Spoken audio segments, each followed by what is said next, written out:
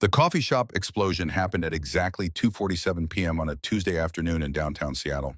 Tessa Callahan had been sitting near the window reviewing patient files on her laptop when the construction accident next door turned the world sideways. The blast sent window glass through the air in a glittering, deadly arc. What had been a peaceful cafe became chaos in the time it takes a heart to beat. She registered the sharp stain across her forehead a split second before she understood what had happened. A shard of glass had opened a gash just above her left eyebrow. Blood ran hot down her face, warm and fast. It dripped into her eye, onto her white shirt pooled in the hollow of her collarbone. Around her, people screamed. Tables crashed over, coffee cups shattered against tile. The smell of smoke and concrete dust filled the small space.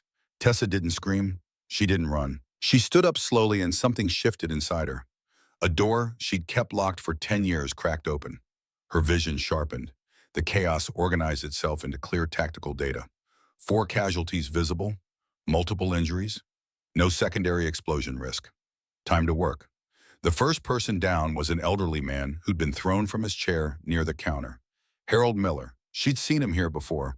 Always alone. Always with the same photograph of his late wife propped against his coffee cup. Tessa knelt beside him on broken glass. The shards bit into her knees, but the pain registered distantly unimportant. Harold was conscious but disoriented. A deep laceration ran the length of his right forearm.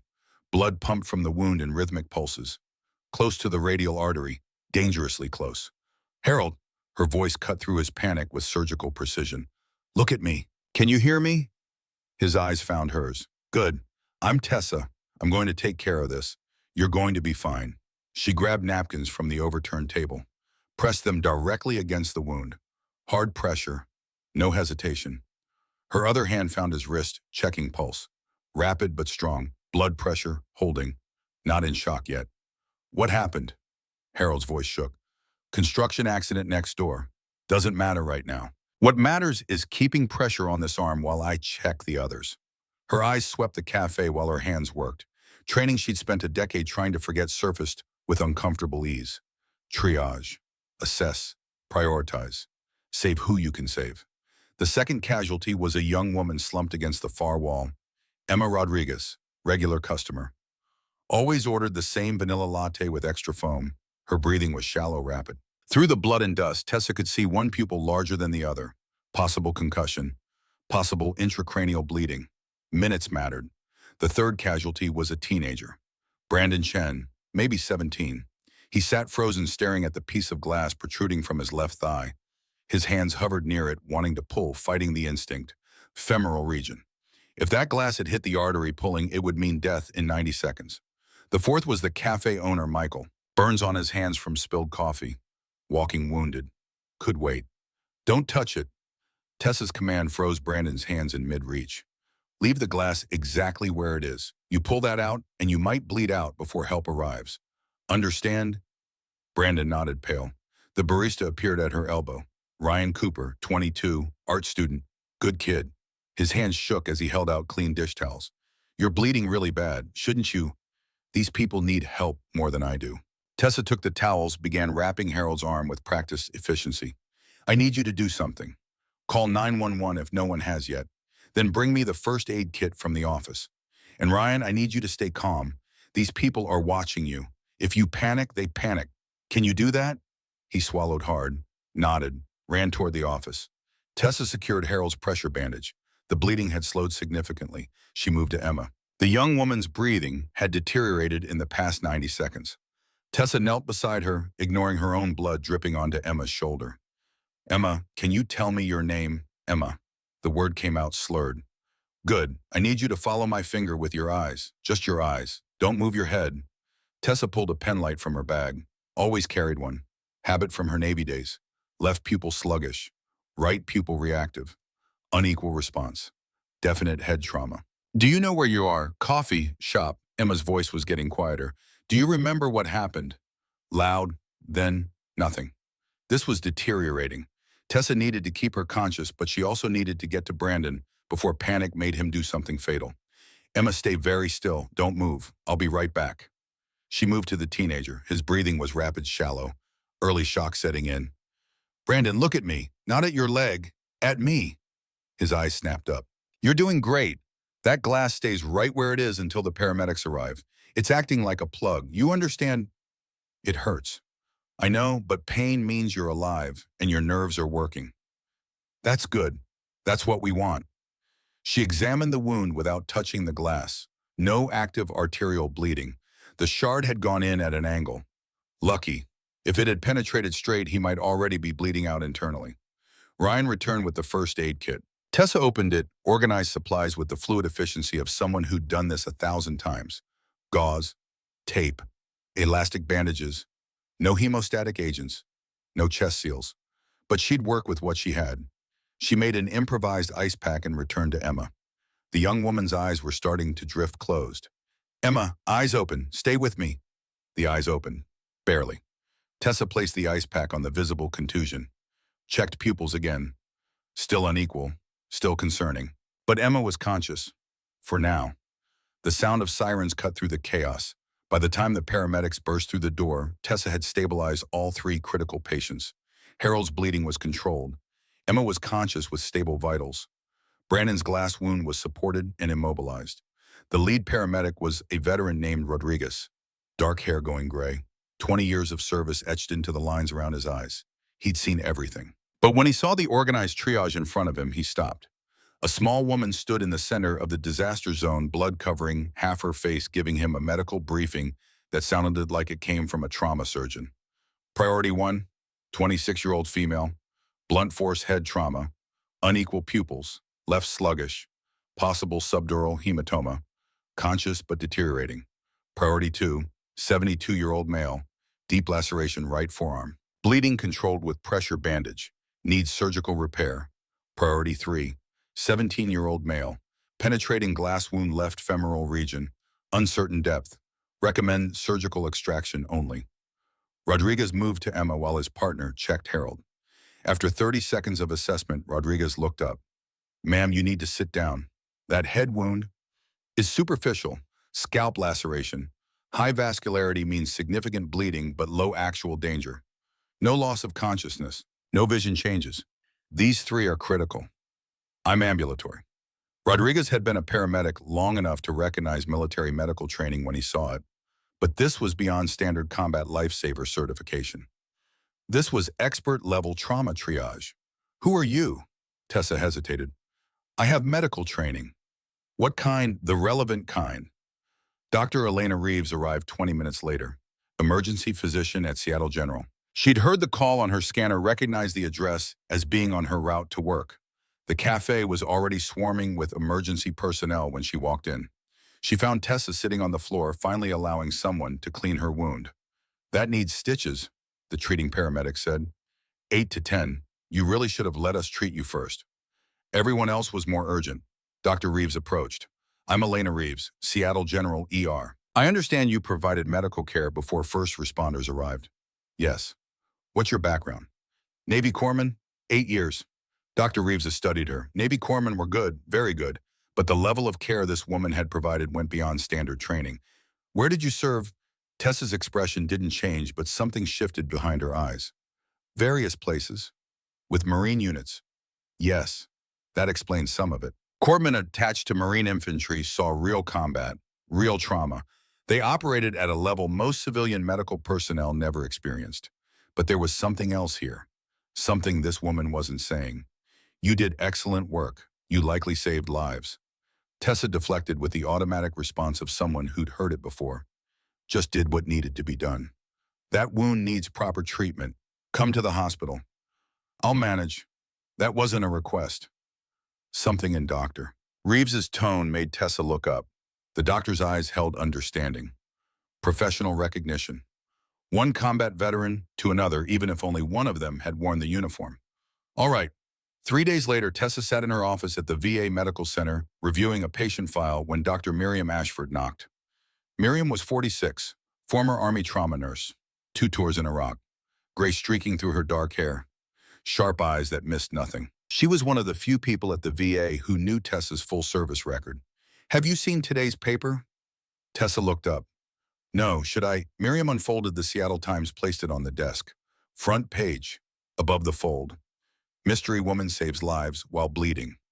The grainy photo showed Tessa kneeling beside Harold, her face covered in blood, her hands moving with focused precision.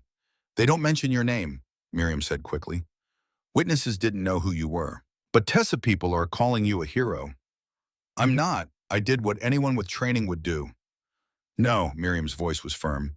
"WAPI people with training would have sought help for their own injury first. You triaged 4 casualties while bleeding from a head wound. That's combat medical response." Tessa said nothing. Miriam sat down.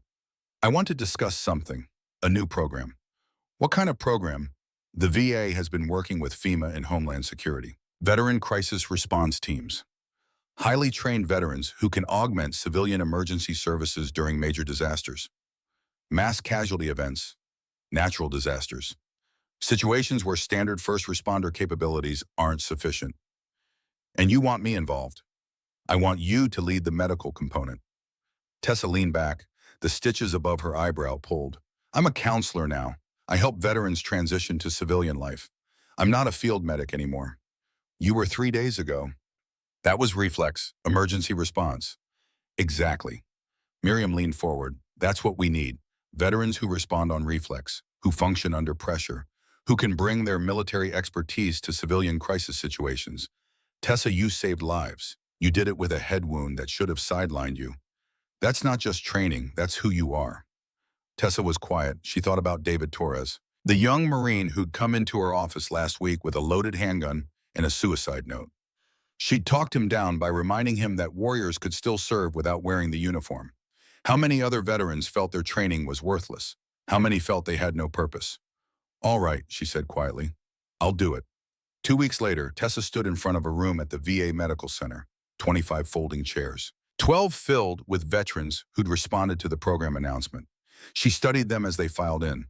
All branches, all ages, all with that same look, searching for something they hadn't found yet. Dr. Ashford made introductions. "This is Tessa Callahan, former Navy corpsman, 8 years active duty. She'll be our medical lead." Tessa saw the reactions, the assessments. Some of them sized her up and found her wanting. 5'4", maybe 120. She looked like someone's younger sister, not like someone who should be leading a crisis response team. A hand went up immediately. 40s, solid build, gray creeping through his buzzed hair. Officer Baring. "Lieutenant Marcus Brennan, former Marine Recon. No disrespect, but what's your background beyond standard corpsman training? Crisis response requires more than basic medical skills." Fair question. Tessa had expected it. "I served with Marine Recon units for 6 of my 8 years. 3 deployments to Iraq, 2 to Afghanistan. Extensive combat trauma experience." "What kind of trauma?" "Gunshot wounds, IED, casualties, blast injuries, mass casualty events, field surgery under fire." Marcus nodded slowly. "Fair enough." Another man spoke. Mid-30s, hard eyes, Ranger tab tattooed on his forearm. "Wyatt Stone, former Army Ranger. Here's my concern. Corpsmen are good. I've worked with plenty. But crisis response needs tactical awareness, situational assessment, command presence. No offense, but those aren't typical corpsman skills." "You're right. Standard corpsman training doesn't emphasize tactical skills. But corpsmen attached to special operations units receive additional training. We learn to function as part of tactical teams. Threat assessment. Operating in hostile environments. Because we can't save lives if we're dead." Wyatt didn't look convinced. An older man in the back raised his hand. 50s, weathered face like carved oak. Chief's insignia tattooed on his forearm. "Garrett Hayes, former SEAL, 22 years. No question. Just wanted to say welcome." Something in Hayes' eyes suggested he saw more than the others, but he said nothing else. The meeting continued. Miriam outlined the program. 6 weeks intensive training, emergency protocols, crisis management, team coordination, certification requirements. After the meeting, Marcus lingered. "Callahan, got a minute?" "Of course." He glanced around and made sure they were alone. "I wasn't trying to challenge you. I just need to know what I'm working with. This idea is solid, but it only works with the right leadership." "I understand." "Do you? Because I've led men in combat, made life and death calls, and the one thing I learned is respect gets earned, not given." Tessa held his gaze. "Lieutenant Brennan, don't expect respect because of my rank. I expect to earn it through my actions. Same as you did." Marcus studied her, then nodded. "Fair enough. See you Monday." He left. Tessa stood alone. She understood what she was walking into. A team of skeptical veterans who'd been told their skills didn't matter anymore. She'd have to prove herself every day. But there was something else. Something she hadn't told Miriam. 10 years ago, she'd made a promise. A deathbed promise to her father. Never touch a rifle again. She'd kept it through 8 years of service. Through deployments where she'd watched Marines fight and die while she treated their wounds. Through moments when every instinct screamed at her to pick up a weapon. She'd kept it because it was her father's dying wish. But now, staring at the empty room, Tessa wondered if she'd be able to keep that promise. Because crisis response meant being ready for anything. She pushed the thought away. That bridge could be crossed if she came to it. For now, she had a team to train. The first day of training arrived on a Monday at 6 a.m., former military base outside Seattle. Perfect for what they needed. 12 veterans stood in a loose formation. Marcus called them to attention as Tessa approached. Team, this is Corpsman Callahan, medical training protocols. Tessa nodded to Marcus, then addressed the group. We start with trauma assessment and triage. I know many of you have medical training, combat lifesaver, EMT, but we're establishing a baseline. Everyone working from the same playbook. She spent 3 hours drilling them. Tourniquet application, wound packing, airway management, chest seals, combat medicine fundamentals. They were good. Even those without formal medical training remembered the basics. But Tessa pushed harder, made them practice under stress, timed them, multiple casualties, forced choices. By noon, they were exhausted but sharp. During lunch break, Tessa walked through equipment storage, checking supplies, making mental inventory. She passed a table with several M4 rifles laid out for afternoon security training. Standard procedure.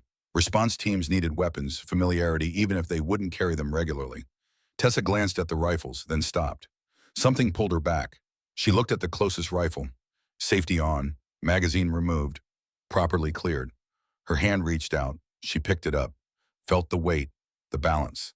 And then her hands moved without conscious thought. Magazine well check, chamber check, charging handle, forward assist, bolt release, selector switch, trigger guard, stock adjustment, optics check, 7 seconds. Complete function check performed with the precision of 10,000 repetitions. She stared at her hands on the rifle, confused, disturbed. She hadn't decided to do that. Her hands had simply remembered. Impressive. Tessa spun. Chief Hayes stood in the doorway watching with those quiet, knowing eyes. I was just field checking an M4 in under 10 seconds. That's not corpsman training. Tessa carefully set the rifle down. Picked things up over the years. Did you, Hayes stepped closer. Because that looked like muscle memory, the kind from thousands of repetitions, the kind from being more than a medic. Tessa met his eyes, said nothing. Hayes studied her. I won't push. Whatever you were, whatever you are, that's your business. But Callahan, when the time comes and you need to be more than a medic, don't hesitate. This team will need everything you've got. He walked away. Tessa stood alone staring at the rifle, at her own hands, hands that knew how to heal, hands that knew other things too. She'd spent 10 years burying those other skills, trying to honor her promise. But the skills remained, waiting. That night, alone in her apartment, Tessa pulled out an old photograph. Her father in Marine dress blues, Gunnery Sergeant Colin Callahan, rifle expert badge, combat action ribbon, 2 Purple Hearts. He'd taught her to shoot from age 10. By 16, she could outshoot half his unit. He'd been proud of that until the wars changed him. Tessa remembered his last words. Hospital room, machines beeping, nurses moving quietly. She put the photograph away. Questions about promises and rifles could wait. For now. 6 weeks passed in a blur of intensive training. Tessa pushed the team harder than they'd been pushed since active duty. 5 a.m. starts, medical drills until procedures became automatic. Scenario after scenario, mass casualties, structural collapse, chemicals exposure. Week 1 brought constant questioning from Wyatt Stone. Why practice needle decompression on each other? Civilian EMTs don't do that. Civilian EMTs work 10 minutes from hospitals. We might work 2 hours from definitive care, in a collapsed building. During aftershocks, we need capabilities up to field surgery. She demonstrated on a training dummy, explained landmarks, technique, risks. Tension pneumothorax kills in minutes. Second intercostal space mid-clavicular line, 90-degree angle. Listen for air release. That's lung re-expansion. Wyatt watched, nodded. Show me again. By week 2, he stopped questioning, started learning. Marcus ran tactical training. security protocols, threat assessment, site management, professional, thorough, and he watched Tessa constantly.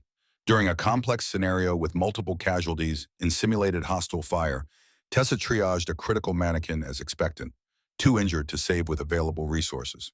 Marcus stopped the drill. Explain. Traumatic amputation both legs, class 4 hemorrhagic shock, no pulse. In mass casualty scenarios with limited personnel, that patient is expectant. Focus on savable casualties. That's a hard call. Yes, sir, but correct. Marcus studied her. You've made that call before. Real world. Not a question. Yes, sir, he nodded. Continue. After that, his assessment changed.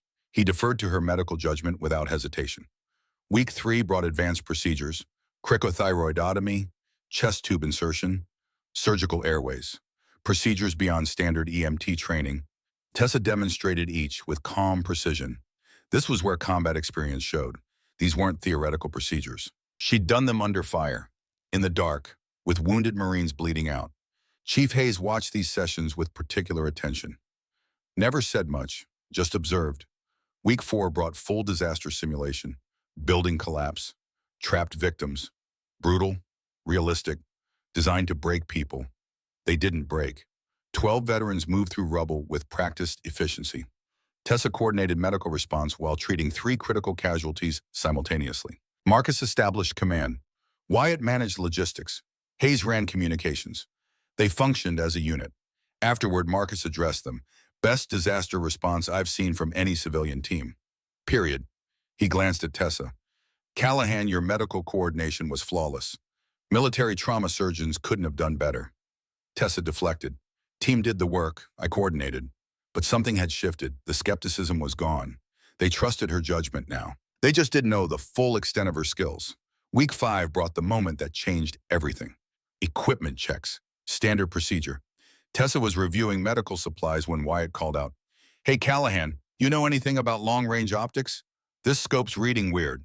She walked over without thinking, picked up the rifle with mounted scope. M24 sniper system. Her hands found familiar positions automatically. Check scope mounting. Torque. Can't. Alignment. Parallax is off. You're set for 300 meters, trying to use it at 100. Adjust here. She demonstrated, made the correction, handed it back. The room had gone quiet. Wyatt stared. How do you know that? Tessa realized her mistake. Casual familiarity with a weapon system she shouldn't know intimately. Picked things up with recon units. That wasn't picking things up. Marcus's voice was careful. That was expert knowledge, the kind from extensive use. When Tessa set the rifle down, we should finish equipment checks. She walked away before anyone could press. That night, Hayes found her alone in the equipment bay. You move like infantry, not medical. When you assess rooms, you check fields of fire, escape routes, threat angles. Medics don't do that. Tessa said nothing. I won't push, but whatever you were before Corpsman, it's still there. One day this team will need it. He left her with that thought. Week 6 was certification, written exams, practical demonstrations, emergency scenarios. All 12 passed. Crisis response specialists. They were ready, or thought they were. 2 months passed. The team remained on standby. Training, drilling, staying sharp. Tessa used the time to visit her mother. Grace Callahan lived in Tacoma, 62, widow for 10 years, still strong, still carrying the weight of losing the man she'd loved for 30 years. They sat in the living room where Tessa had grown up. Same photos on the walls. Her father in uniform, smiling, young, alive. You look tired, Grace said. Training's been intense. This crisis program, you're certain about it? I'm certain. Grace was quiet, then walked to a cabinet, pulled out an old shoebox. Inside were photographs, letters, military medals, the pieces of Colin Callahan's life. She pulled out a specific photo, her husband in dress blues. Rifle expert badge prominent. Your father was so proud when you joined the Navy. Did I tell you that? No. He was. Even though he was terrified, even knowing what you'd see, he was proud. Grace sat with the photo. He taught you to shoot. Did you know I fought him on that? Tessa looked up. What? When you were 10, he wanted to teach you. I said no. Too young, too dangerous. We argued for weeks. I didn't know. He won. He always did. Grace smiled sadly. Said you needed to know how to protect yourself, how to be strong, how to be a warrior if necessary. She looked at the photo, but the wars changed him. He came home different after the last deployment. Quieter, darker. He'd wake with nightmares. Stand at your bedroom door watching you sleep, making sure you were safe. Tessa's throat tightened. Before Fallujah, he told me he was done teaching you to shoot. Said he'd taught you enough. Wanted you to choose a different path.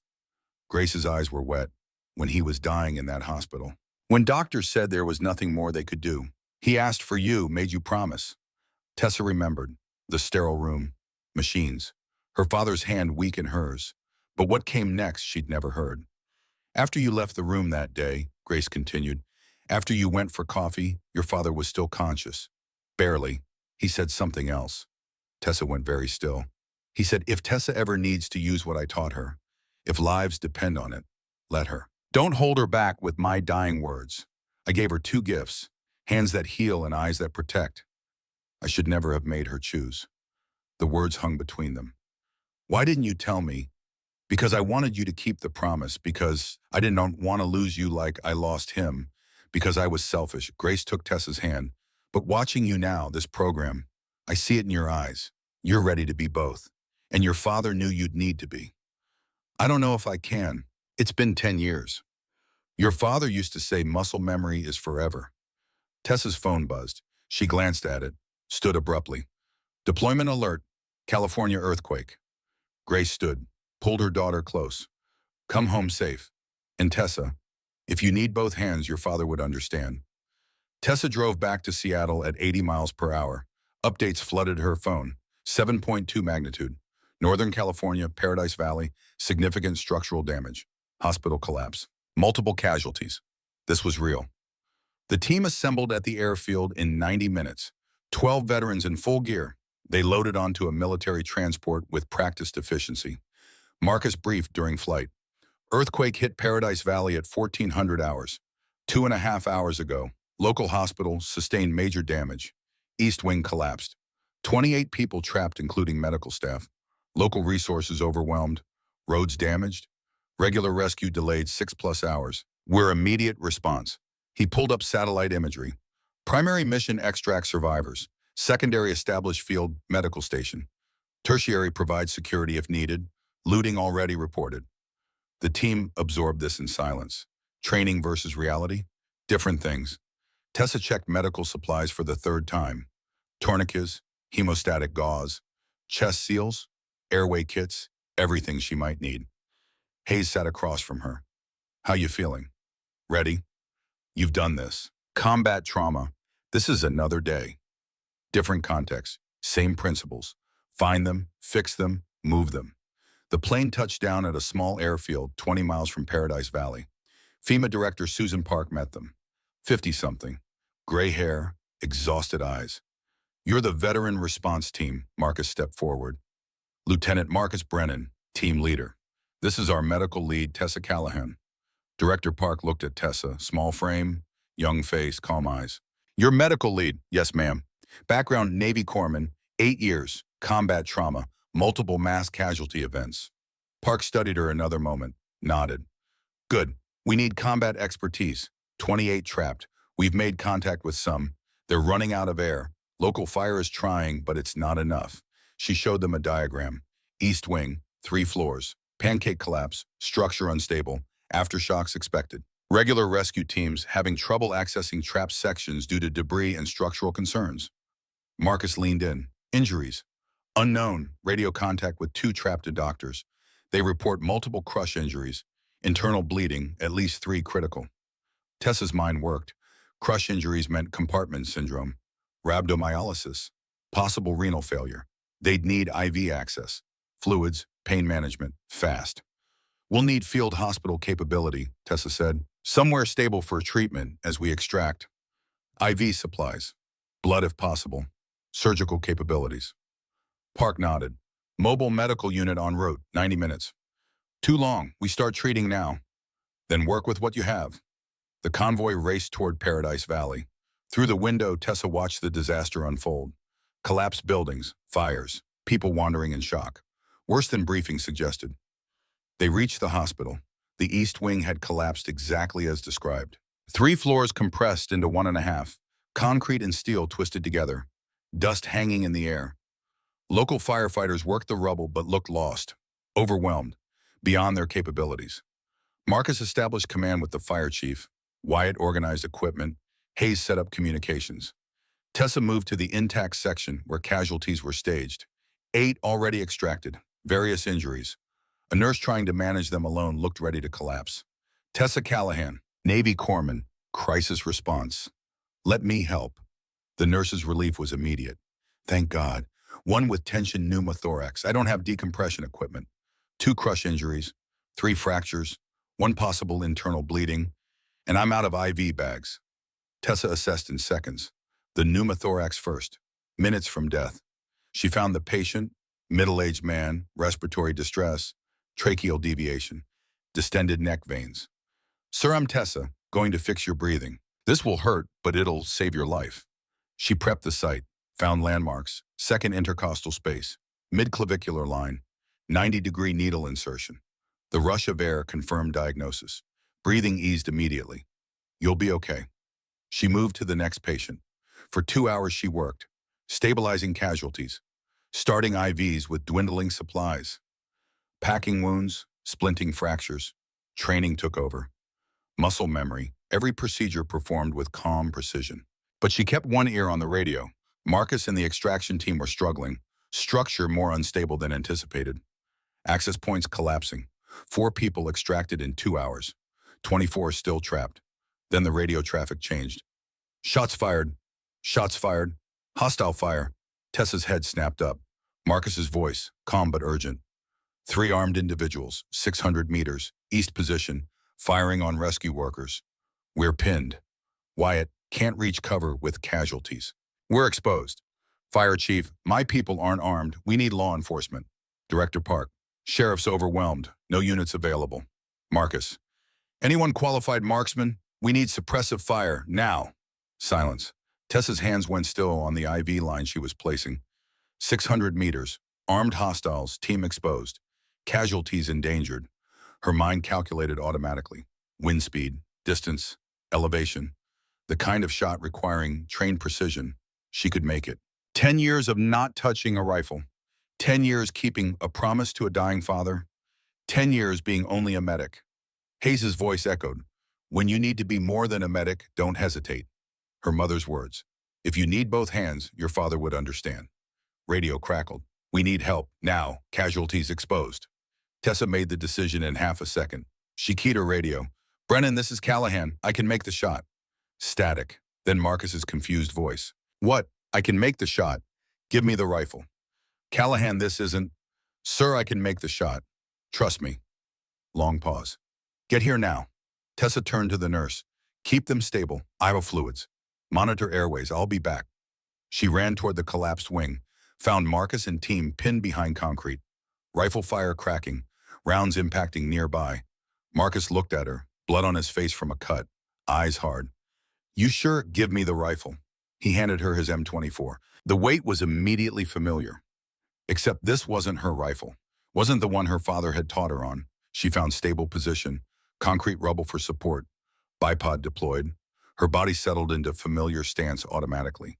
10 years fell away. Cheek weld, eye relief, breathing control, heart rate slowed, chaos faded. Only the scope, the target, the wind, 650 meters, light crosswind, 8 miles per hour, left to right.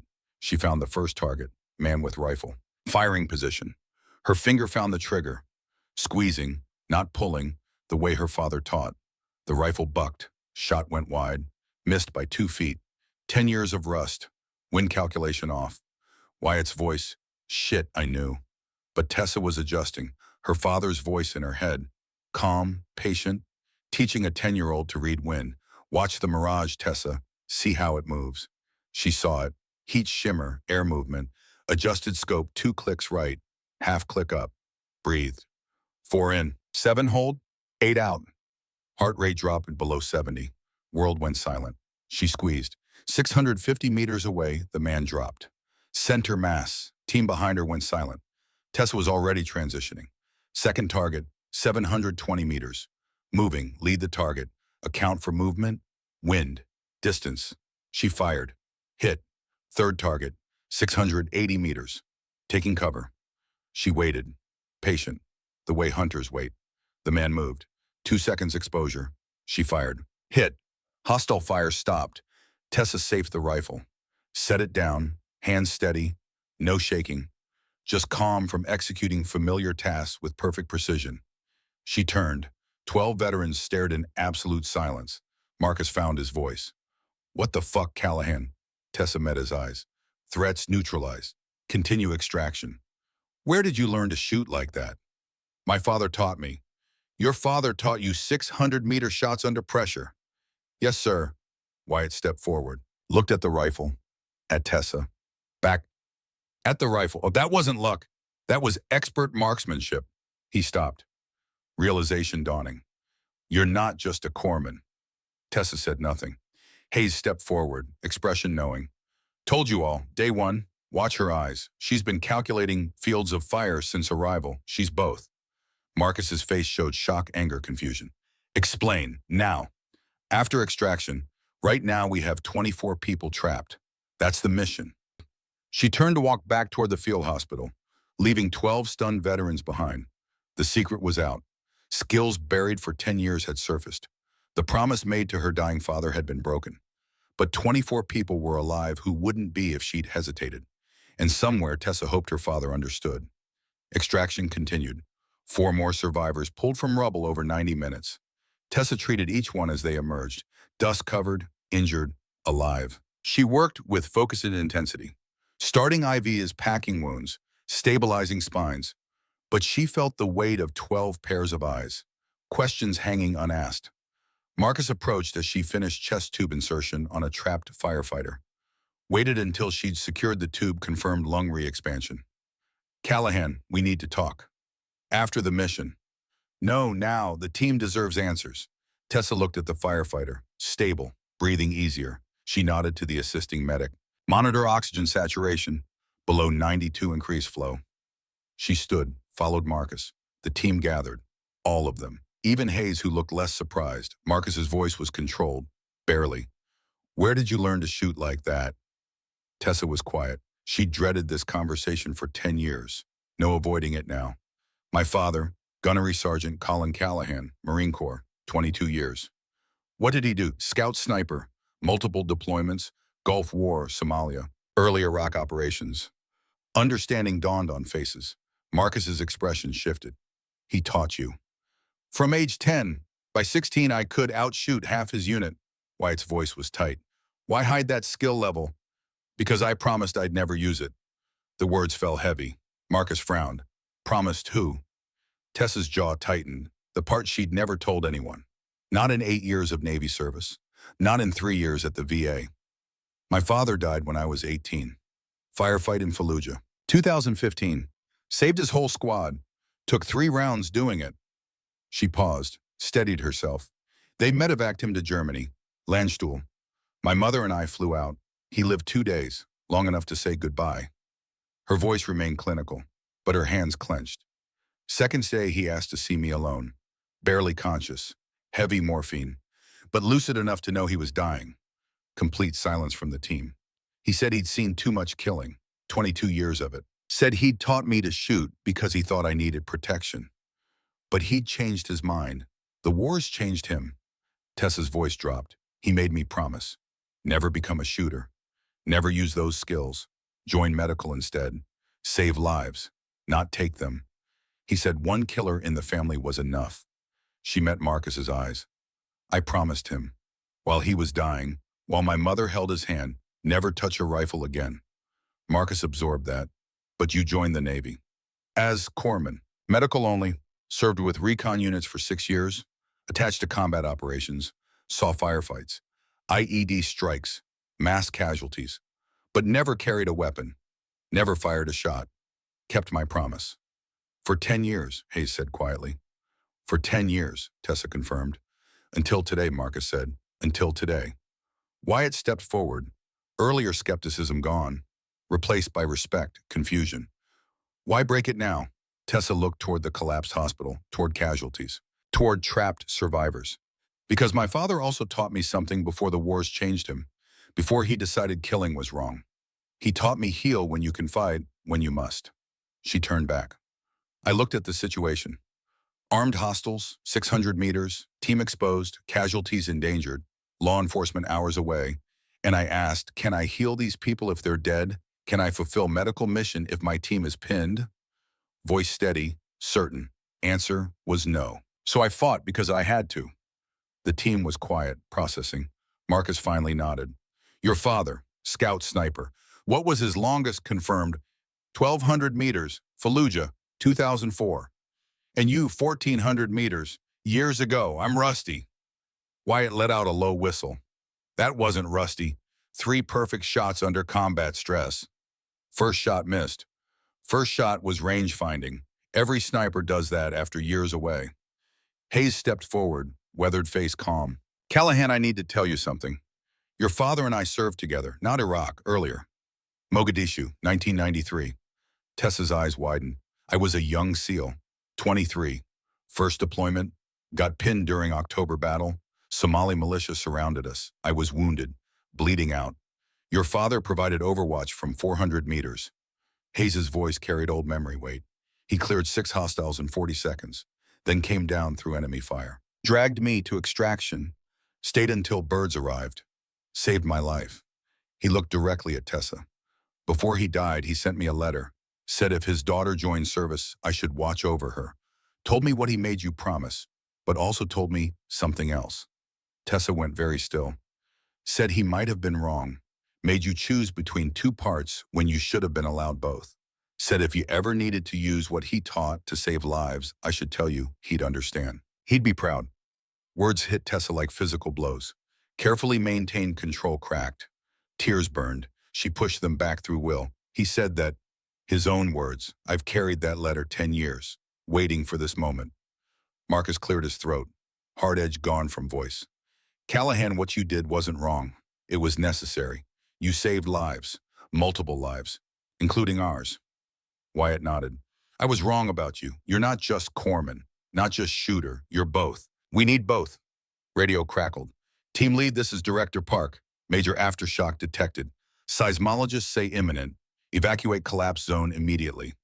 Marcus keyed radio. How imminent? 5 to 10 minutes, maybe less. Pull your people now. We still have 20 trapped. I understand, but if aftershock hits while you're in structure, you'll be trapped too. Ordering evacuation. Marcus looked at Tessa, at collapsed hospital, back at team. How many critical in there? Park's voice hesitated. Radio contact says 6 critical. Rest stable but trapped. 6 who'd die without immediate extraction. 20 total who'd be buried deeper. Tessa made a decision. I'm going in. Marcus turned. What? 6 critical casualties. We can extract in 10 minutes moving fast. I'll take medical team. You maintain external support. That's suicide if aftershock hits. Certain death for them if we don't try. Marcus stared. Saw determination. Absolute certainty. Same look before picking up that rifle. I'll go with you. No, sir, you're team leader. Coordinate from here. Give me Wyatt and 2 others. Move fast. Extract 6 critical. Evacuate before aftershock. Terrible plan, dangerous. But only plan with chance of saving 6 lives. Marcus knew it. 8 minutes, that's all. All we need. Tessa grabbed her pack. Wyatt and 2 others followed without hesitation. Entered collapsed section through rubble gap. Structure groaned, unstable. Ready to fall. Inside was darkness and dust. Tessa pulled flashlight, followed voices, found first critical patient in 90 seconds. Woman, mid-40s, crushed pelvis, internal hemorrhaging. Wyatt helped me move her. Carefully, stabilized pelvis. They worked together, lifted, moved, got her to extraction. Handed off. 6 minutes left. Second patient, teenage boy. Both legs crushed under concrete. Compartment syndrome setting in. Lift this beam. On 3. They lifted. Boy screamed, but they got him free. Tessa checked pulses. Weak but present. Barely time. 4 minutes. Third and fourth together. Elderly couple. Both chest injuries. Possible flail chest. Labored breathing. Bilateral chest trauma. Move them together, support torsos. Team worked with practiced efficiency. No wasted movement. 2 minutes. Fifth patient. Young woman. 20 weeks pregnant. bleeding. Possible placental abruption. Tessa's hands move fast. Check vitals. Fetal heartbeat with stethoscope. Weak but present. Both lives at risk. Go now, fast but smooth. 1 minute, sixth patient. Deepest in. A doctor who'd stayed with patients during collapse. Multiple injuries, severe. Treating others while bleeding from head wound. Tessa understood that dedication. Can you move? Think so. Then move. Now. Got him to feet. Started toward exit. Structure groaned, shifted. Concrete cracking above. 30 seconds. They ran, not smooth, not careful, just fast. Wyatt supporting doctor. Tessa right behind. Rumble of aftershock building. 20 seconds. Burst from rubble gap. Kept running. Team grabbed them, pulled clear. 10 seconds, the aftershock hit. 7.1. Not as strong as original, but strong enough. Already compromised structure collapsed further. Gap they'd exited disappeared under tons of concrete. 5 seconds slower, they'd be dead. Tessa stood in rubble field, breathing hard. Dust covering her. Sweat mixing with blood from reopened head wound. But alive, all alive, 6 critical patients saved. Marcus grabbed her shoulder. Don't ever do that again. Did it work? You're insane. Did it work? He looked at 6 patients on stretchers, all alive, all savable. Yeah, it worked. But mission wasn't over. Aftershock destabilized more area. New casualties, new threats, looters moving in as darkness fell. For next 2 hours, Tessa functioned in a way she never had before. Complete integration, healer and protector. Both roles, both skill sets, seamlessly switching, treated man with crushed chest, performed emergency needle decompression, got him stable, then picked up rifle, provided overwatch while team evacuated family from partially collapsed house. Started IV on child with severe dehydration, calculated fluid rates, monitored vitals, then made 800-meter shot disabling vehicle used by looters threatening paramedics. Performed emergency cricothyroidotomy on firefighter with blocked airway. Created surgical airway with scalpel and pen tube. Saved his life. Then coordinated sniper support while Marcus led rescue into unstable building. At one point, holding scalpel in left hand while directing Marcus's aim adjustments over radio for shots she couldn't take because both hands occupied with surgery. Adjust 2 mils right, wind shifted. Good. Fire. Distant shot sound. Confirmed hit. Threat neutralized. Returned full attention to surgery. Retract tissue. Good. See artery now. Clamp. Team watch was something beyond respect. Beyond awe. Witnessing complete tactical medical integration. Not medic who could shoot. Not shooter who knew first aid. Both skills at highest level. Used interchangeably, as needed. Wyatt said it best. Scalpel in one hand, rifle in other. Both hands. By midnight, mission complete. All 28 original trapped survivors extracted. Alive. Field hospital established. Local infrastructure stabilized. No team casualties. Director Park approached Marcus and Tessa as they packed equipment. 20 years disaster response. Never seen anything like your team. Especially you. She looked at Tessa. Medical coordination alone would be remarkable. But tactical support, precision shooting, way you switched roles, extraordinary. Oh, Tessa deflected. Team effort, ma'am. No, that was you. I'm putting your performance in official report to DHS.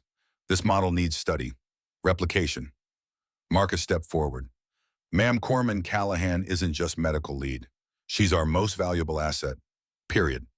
Wyatt joined. I was wrong about her. About what this team needed. She's not just corpsman. She's complete operator. Never seen better. Hayes added quietly. Her father would be proud.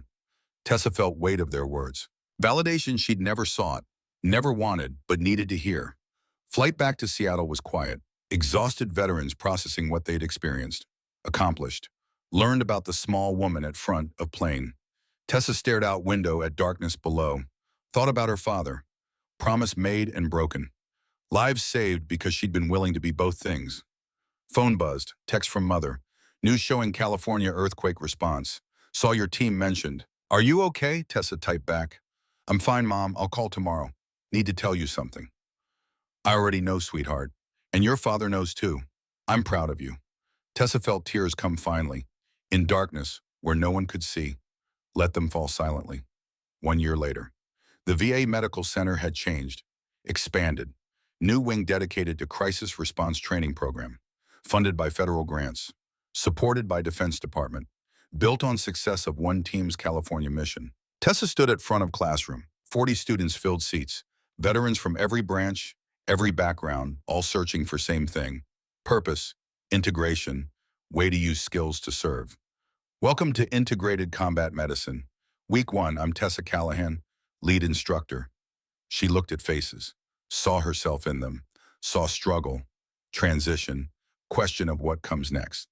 This course differs from standard emergency medical training. We're not just teaching you to save lives. We're teaching function in crisis situations where medical skills alone aren't enough, where you need tactical, strategic, where you integrate multiple skill sets simultaneously.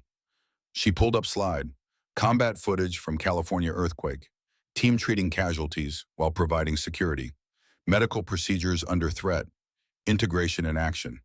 Our motto is simple: heal when you can, fight when you must, not one or other, both, as needed.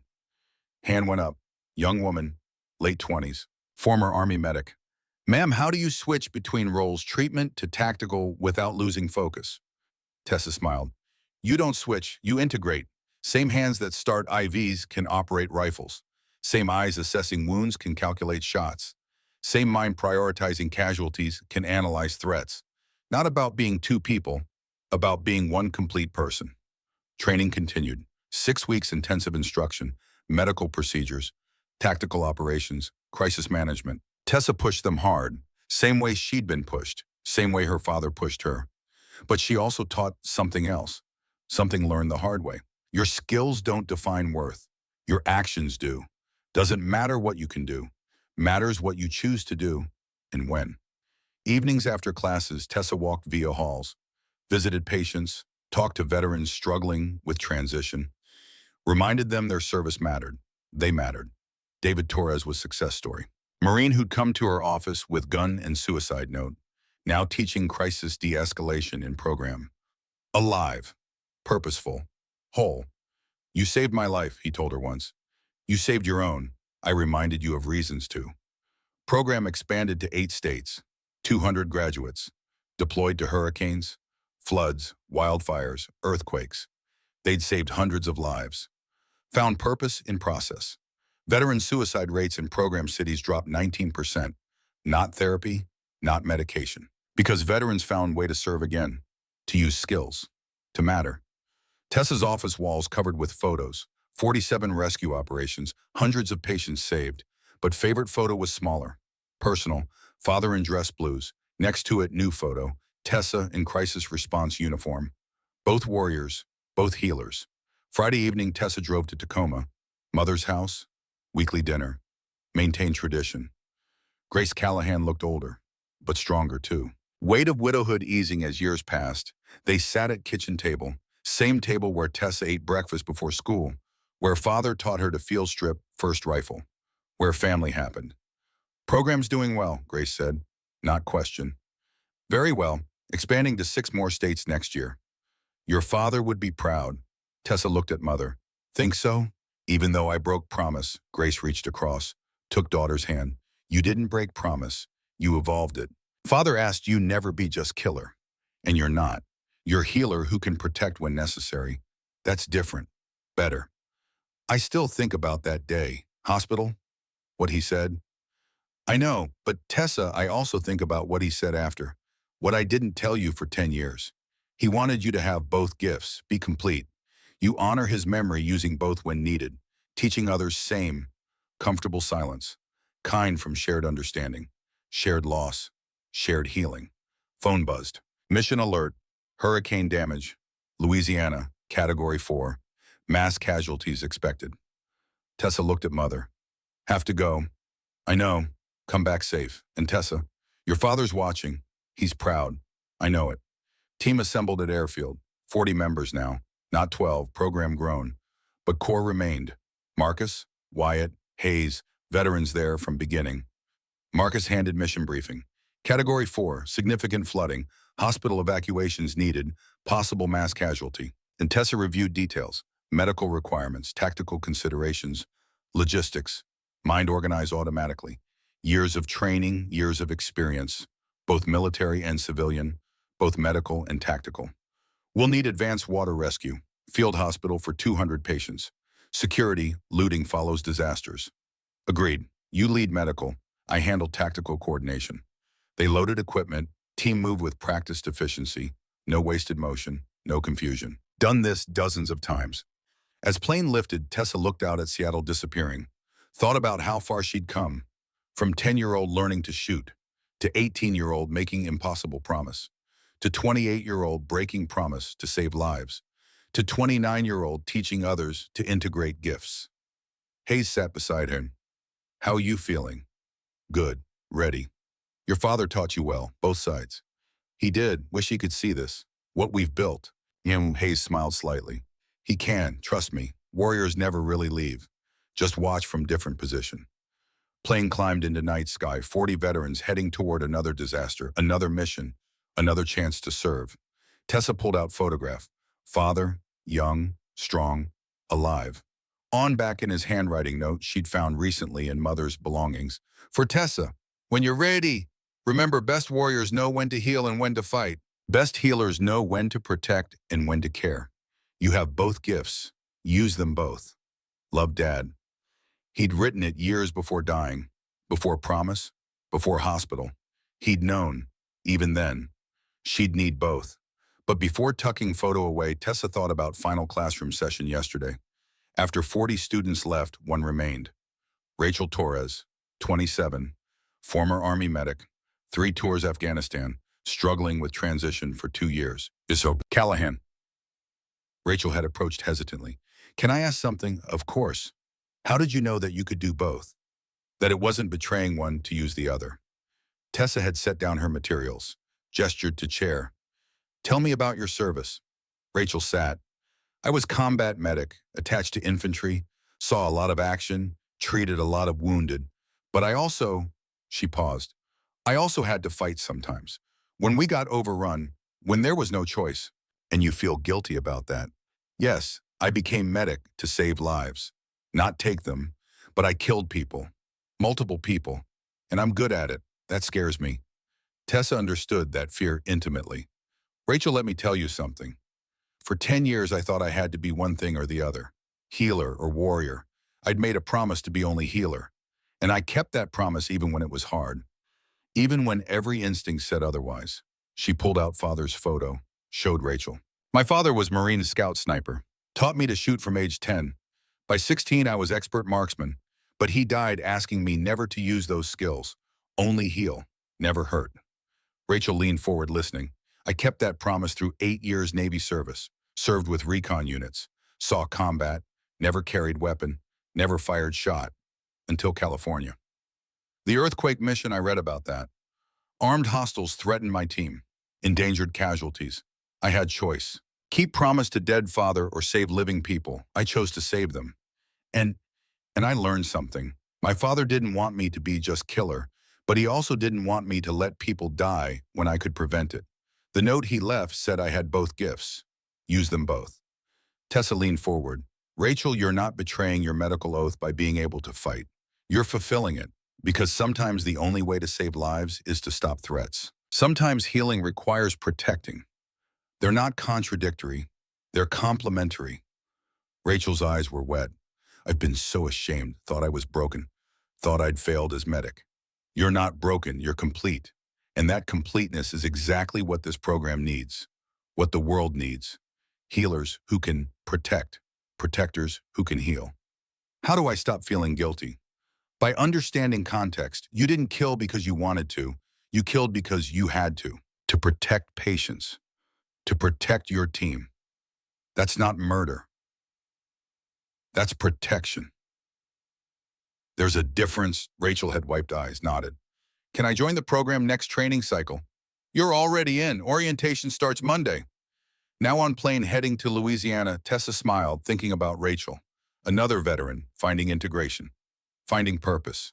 She tucked photo away, picked up medical pack with left hand, rifle case with right, both hands. Marcus came back from cockpit. Landing in 40 minutes. FEMA says situation's deteriorating. Floods worse than expected. Multiple hospitals evacuating. We're setting up main field hospital at Convention Center. Casualties. Unknown, but expecting hundreds, maybe thousands. Tessa nodded, opened medical pack, started reviewing supplies, calculating what they'd need, making mental lists. Hayes watched her. You've changed this past year, more confident, finally comfortable with who I am. Both parts, took me long enough. Wyatt joined them. Doc, quick question about Louisiana mission. We're expecting potential hostile situations with looters. Want me to prep additional security protocols? Yes, but Wyatt, if it comes to armed response, I want rules of engagement crystal clear. We protect, we don't hunt, minimum necessary force. Understand. Understood. That's good leadership, Doc. After he left, Hayes smiled. He called you Doc, not Callahan. Teams shifted. You're not just medical lead anymore. You're their commander, in all senses. I'm not trying to be. Don't have to try. You earned it. California earthquake proved you could lead in both capacities, medical and tactical. They trust you completely now. Tessa thought about that. Year ago, she'd been trying to hide half of who she was. Now team looked to her for both kinds of leadership. Hayes, can I ask something? That letter from my father. Do you still have it? Always. He pulled wallet from pocket, carefully unfolded yellowed paper, handed it to her. Tessa read her father's handwriting, dated 2 weeks before Fallujah, before he died. Chief Hayes, if you're reading this, I'm probably gone. I need favor. My daughter Tessa is joining Navy, going to be corpsman. I made her promise never to be shooter like me. Too much killing in this family already. But Hayes, I think I was wrong. I gave her 2 gifts, hands that heal and eyes that protect. Made her choose. Shouldn't have. If she ever needs both to save lives, tell her I'd understand. I'd be proud. She doesn't have to be just one thing. Best warriors know when to heal. Best healers know when to fight. Help her find that balance. Semper Fi. Colin Callahan. Tessa's hands shook slightly, holding paper. Can I keep this? It's yours, always was. She folded it carefully, tucked it in pocket next to father's photo. Plane began descent.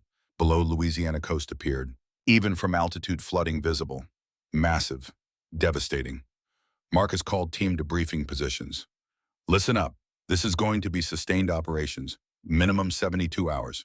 Maybe a week. We're establishing main field hospital. Priority is hospital evacuations. Getting critical patients to stable facilities. Secondary is general population rescue and treatment. He pulled up maps. Areas of concern. 9th Ward completely flooded. 3 hospitals need immediate evacuation. Convention Center will be our base. Questions? None. Callahan medical brief. Tessa stood. Expect drowning cases, hypothermia, contaminated water injuries, trauma from debris, possible disease outbreak from flooding. We'll need clean water, lots of it, antibiotics, wound care supplies. And Rachel, she looked at young woman sitting in front row. You're going to run triage at Mainfield Hospital.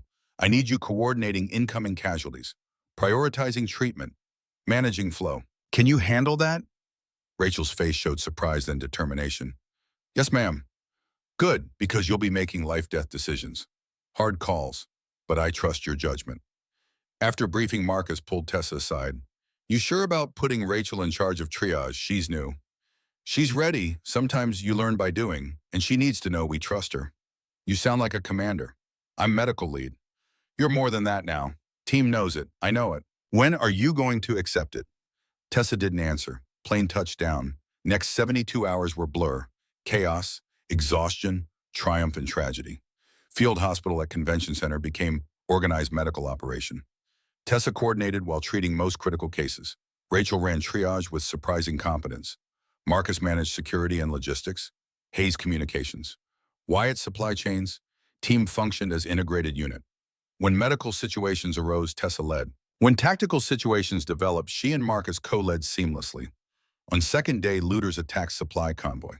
Tessa was performing surgery on drowning victim when alert came. Hostile fire on convoy. 3 wounded.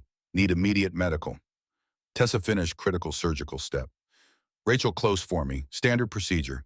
You've done it before. Rachel's eyes widened. But you can do this. I trained you. Trust yourself.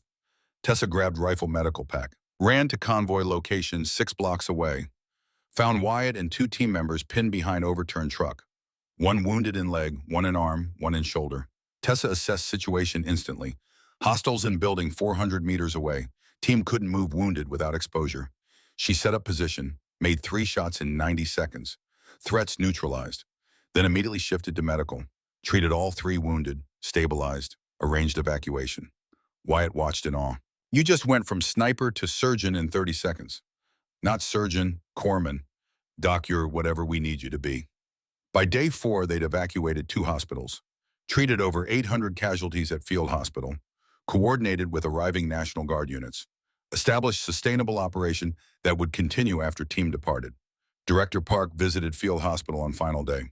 Ms. Callahan, I've recommended your program for national expansion. What you've built here, how your team functions, it's revolutionary. Thank you, ma'am. I'm serious. We're talking about establishing veteran crisis response teams in every state, using your model, your training program. This could change how America handles disasters. After Park left, Marcus found Tessa. You hear that national expansion? That's your legacy, Doc. It's our team's legacy. No, it started with you, coffee shop in Seattle, woman who wouldn't stop bleeding but wouldn't stop helping. That's where this began. Flight home was quieter than flight out, exhausted but satisfied. They'd saved lives, hundreds of them. Tessa sat with Rachel. How'd triage go after I left for convoy? Good, I closed your surgery patient. Standard procedure like you said. He's stable, transferred to Baton Rouge facility. You did well this week, real leadership potential. Rachel hesitated. Can I tell you something? When you left me to close surgery, I was terrified. Thought I'd mess up. Kill him. But you didn't. No, because I remembered what you said about integration, about trusting both parts of yourself, medical skills and tactical mindset. Stay calm, execute procedure, don't overthink. That's maturity. You've grown. Because you showed me it's possible to be both things, not have to choose. Back in Seattle, Tessa went straight to Mother's house. Despite exhaustion, despite needing sleep, this couldn't wait. Grace answered door, immediately hugged her. I saw news coverage. You were magnificent. Inside over tea, Tessa pulled out Father's letter. Hayes gave this to me, from Dad, written before he died. Grace read it. Tears formed. I never saw this. He wrote it to Hayes. Yes, telling him to tell me that being both was okay, that he was wrong making me choose. Grace set letter down carefully. Your father was complicated man. He loved you so much, wanted to protect you from the violence he'd seen. But he also knew you had his gifts, his skills. I think in final weeks he realized he couldn't protect you by limiting you, only by trusting you to know when to use each gift. Mom, I need to tell you something about California, about what I did. You broke the promise. Yes, armed men threatening my team. I picked up rifle, made shots, killed people. Grace took her hand and saved lives doing it. But I promised Dad, honey, stop. Your father is proud. I feel it. He would understand completely. You didn't break promise to kill. You broke it to save. That's different. That's everything. They sat in comfortable silence. The program's expanding, Tessa said eventually. National level. I'll be helping establish training in other states. Means more travel, more time away. I know, and I'm proud. Your father would be too. You've taken his gifts and created something beautiful. Something that helps people. That's what he wanted, even if he couldn't articulate it at the end. I miss him. I know, I do too. Every day. But Tessa, he's not really gone. He's in everything you do, every life you save, every veteran you help. That's his legacy living through you. Tessa pulled out Father's photo, looked at young Marine in dress blues. I used to think I had to choose between being like him or being different. Now I understand I can be both. Honor what he taught me while being my own person. That's wisdom. That's growth. That's exactly what he hoped for. Week later, Tessa stood in her office at VA new title on door, Director National Crisis Response Training Program. Larger office, bigger responsibilities. National scope. Marcus knocked, entered. Got your new assignment. Just now. Thoughts. Overwhelming, exciting, terrifying. Normal, but you're ready, more than ready. And my national program is huge. Training teams in multiple states, establishing protocols, working with federal agencies. Marcus sat. Doc, year ago, you couldn't even admit you could shoot. Now you're integrating both skill sets seamlessly. You've grown more this year than most people do in lifetime. Trust yourself. Hard sometimes. I know, but look what you've built. 200 graduates, 8 states, thousands of lives saved. Veteran suicide rates down significantly. You did that. Your vision, your leadership. After Marcus left, Tessa walked to window, looked out at VA grounds. Veterans walking, talking, living. Finding purpose. Her phone rang, unknown number. Ms. Callahan, this is General Patricia Morrison, Army Medical Command. Tessa straightened. Yes, ma'am. I've been following your program, impressed. We're interested in adapting your integration model for active duty training. Teach combat medics tactical skills. Teach infantry medical skills. Integration concept has merit. I'd be honored to discuss it, ma'am. Good, I'm sending team to observe your next training cycle. If it works like reports say, we'll implement Army-wide. After call ended, Tessa sat in shock. Army Medical Command, Army-wide implementation. Her father's service branch adopting model based on his teachings. He'd be proud. Evening alone in apartment, Tessa wrote in journal she'd started keeping. Year ago today, I broke promise to Dad. Picked up rifle for first time in decade. Killed 3 men. Saved my team. Since then, 47 missions. 873 lives saved that we know of. 200 veterans trained. 8 states operational. National expansion approved. Army interested in model. But numbers don't capture real story. Real story is Rachel finding integration, David finding purpose, Marcus learning to trust again, Hayes seeing his friend's legacy continue, Mom finding peace, me finding completeness. Dad's letter said I have 2 gifts. Use them both. Finally doing that, not choosing, integrating, being whole person, healer when possible, protector when necessary. Both parts working together. Met another veteran today, Sarah Chen, former Marine, struggling with same issues I had. Told her about Dad, about promise, about integration. Saw recognition in eyes, understanding. She's joining next training cycle. There will be more like her, more veterans thinking they have to choose, more people believing gifts are contradictory when they're complementary. That's why program matters. Not just saving lives in disasters. Saving lives by giving purpose. Dad, if you can read this, somehow I understand now what you were trying to tell Hayes, what you couldn't tell me directly. You gave me both gifts because you knew I'd need both. Not to be you, not to replace you, but to be complete version of myself. Thank you for that, for trusting me with both. I won't let you down. I promise. She closed journal, looked at photo on desk, father in dress blues beside her in crisis response uniform. 2 warriors, 2 healers, 1 legacy. Her phone buzzed. Text from Marcus. Team briefing 0800. Tornado outbreak, Oklahoma. We deploy tomorrow. Tessa replied, ready. Always ready, because she finally knew who she was. Both parts integrated. Complete. Whole. Healer and protector. Warrior and caregiver. Both hands working together. The way it was always meant to be. She picked up medical pack. Checked supplies. Then rifle case. Verified equipment. Both tools. Both purposes. Both parts of herself. Tomorrow would bring new challenges. New disasters. New lives to save. And Tessa Callahan, 29 years old, former Navy Corpsman, current Director of National Crisis Response Training Program, daughter of Gunnery Sergeant Colin Callahan, would face them with everything she had.